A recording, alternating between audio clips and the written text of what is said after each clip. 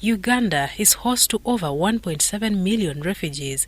These reside mainly in West Nile region, and according to Minister Betty Amongi, the child-sensitive social protection program came at a time when Uganda was going through the COVID-19 pandemic, thereby providing much-needed support to communities struggling with limited resources. During COVID, because of the shock that affected most vulnerable people, the ministry also implemented a robust plan for the vulnerable employees at the urban areas who were living from hand to mouth, with a cash transfer that we gave to almost 300,000 Ugandans during COVID.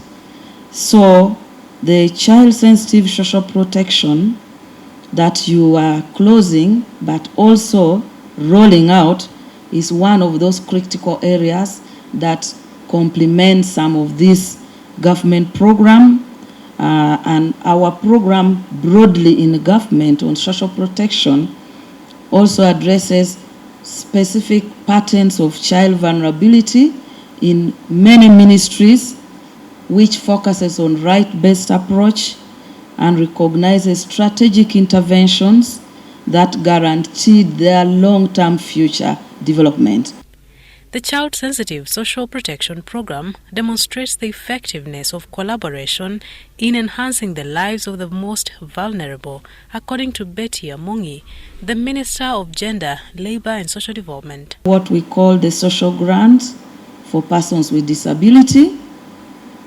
And for these persons with disability and parents of children with disabilities are supported with a grant for enterprise development. It's a one-off grant and it's implemented through the local governments throughout the country. As a country, we need to maximize the capacity, or put to use the capacity, full capacity of all our people.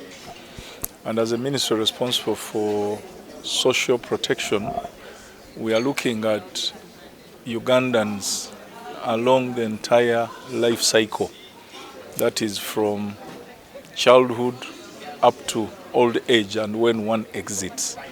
So the social protection interventions take care of trying to minimize, mitigate vulnerability at any stage along that entire cycle. And we've been dealing with issues of child protection. We've been dealing with needs of children.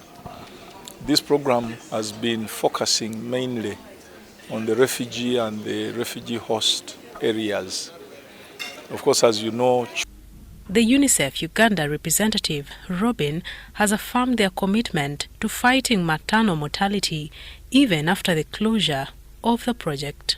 We are not closing out the program. We are actually looking to scale up and implement this in other areas. More women and children are accessing these services. So I think the combination of providing the means for the families to access services and enhancing the quality of services, both together, can make a huge impact. The lessons from this experience is going to help to scale this up in other districts. Swedish government proudly supported the child-sensitive social protection program in Uganda since 2019, contributing $50 million. Marion Awori, UBC. Commissioners, assistant commissioners,